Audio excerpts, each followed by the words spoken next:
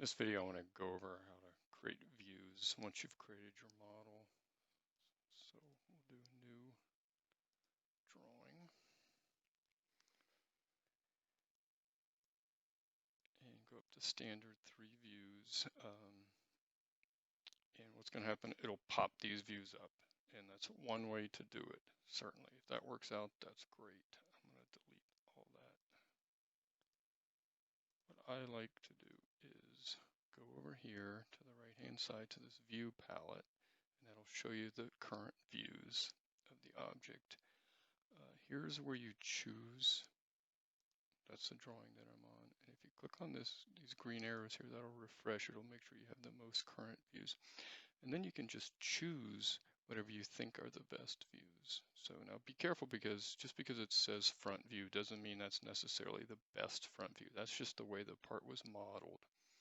Remember the rules of choosing the views. The front view should be the main view. It should show the most information, should show the fewest hidden lines, and show the longest dimension.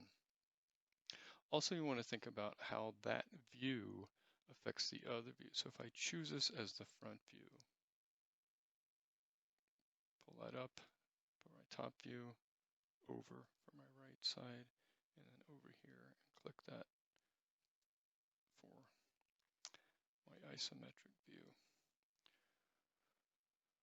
So a couple of things. Now I do like the way this presents the object. If you don't like it, you can always change it. If you click inside this box, here you can change all the things about your view. Now one thing you'll notice is there aren't any hidden lines showing up here. You always want to show hidden lines on your orthographic view. So if you click on this box here, it'll show hidden lines. If you want to change the scale, you can do that right here. You can use a custom scale, and you could change it to something else. Now that scale doesn't make any sense, obviously. That 2:1 actually looks quite nice.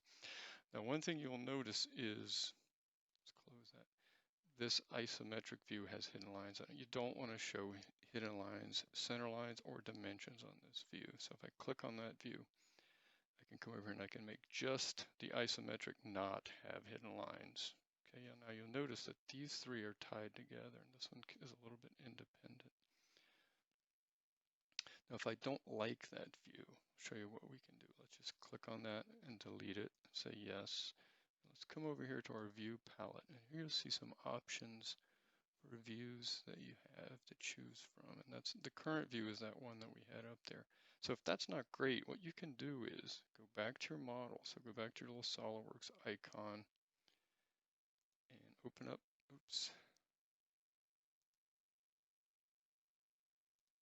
the model, sorry. So open up the model, and then what you can do is if you manipulate your mouse, so if you hold down the shift key and, or I'm sorry, I'm thinking about Inventor. If you hold down your middle button and move that around, you can get it to exactly the way you want it to look. So let's say I want that. So now flip back to your drawing. Let's delete that. And let's go up here to our view palette.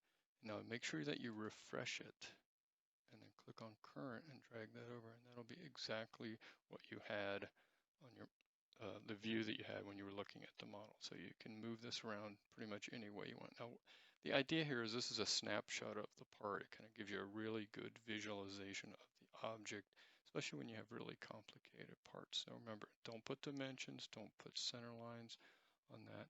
It's just like a snapshot of it. Now we are missing our center lines here. So we just go to annotate, and here's my center mark if I need to put center marks. If I need to put center lines, click on that. Now what you can do is use this auto insert, right? Click on your views, and it'll put the center lines on there. I think we actually need, now you should have the center line right there. Let's just go ahead and let's go back to center line. We'll just manually put this one on here. So if you click on those two lines, it'll put that. So you can manually put them, or you can use that automatic mode. Okay, so that's a way that you want to create a drawing that shows nice views. Now the other thing, notice I have a really long title here. It's kind of disturbing. Let's look how to fix that. If you go up here to sheet format and right click and go edit sheet format, and then if you double click on that. You can just, a couple things. You can bump the font size down. You can move it around so it fits better. Close that, check that, and then click on that blue arrow, and that'll take you back. And then you can actually read what's in the title block. Okay, so that's just a little review of how to create your views.